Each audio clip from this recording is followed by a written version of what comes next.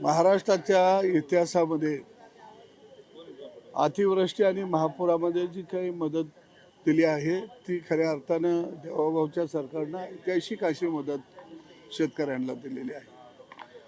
31,000 कोटीपेक्षा जास्त शेतकऱ्यांना मदत देण्याचा निर्णय सरकारनं घेतला. बहुतांश रक्कम शेतकऱ्याच्या खात्यावरती जमा झालेली आहे. राहिलेली रक्कम सुद्धा शेतकऱ्याच्या खात्यावरती जमा होईल.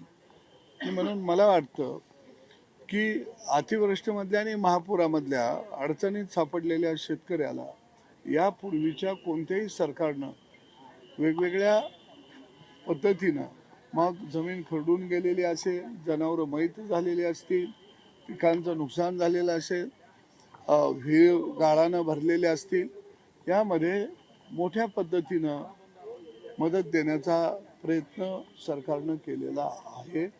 मला वाटतं की ही मदत यापूर्वीच्या कोणत्याही सरकारनं शेतकऱ्याला केली नाही.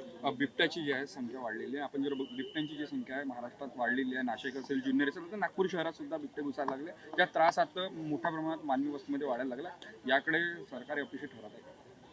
निश्चितच महाराष्ट्रातला शेतकरी आसमानी संकटाचा सामना करत आहे आणि त्याच्या जोडीला वनप्राण्यांचं संकट महाराष्ट्रातल्या शेतकऱ्यावरती मोठ्या प्रमाणामध्ये ओढवलेलं आहे. नाशिक जिल्हा असेल, पुणे जिल्हा असेल, जुन्नरसारख्या तालुक्यामध्ये बिबट्यानं त्या ठिकाणी अनेकांचे बळी घेतलेले आहेत. महाराष्ट्रामध्ये अनेक ठिकाणी अशा घटना घडलेल्या आहेत. या राज्याचे वनमंत्री खऱ्या अर्थानं चांगल्या पद्धतीनं या ठिकाणी या संदर्भामध्ये दखल घेऊन काम करत आहेत. परंतु खाली अधिकारी पातळीवरती ज्या पद्धतीनं नियोजन तयार केलं पाहिजे तसं केलं गेल्याचं दिसून येत नाही आहे. अनेक प्रस्ताव आम्ही लोकप्रतिनिधींनी सुचवलेले आहेत. त्याला गती देणं अत्यंत गरजेचं आहे.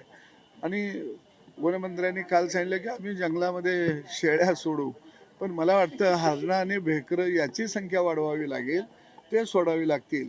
कारण शेळी हा असा प्राणी आहे की तो गरीब प्राणी आहे.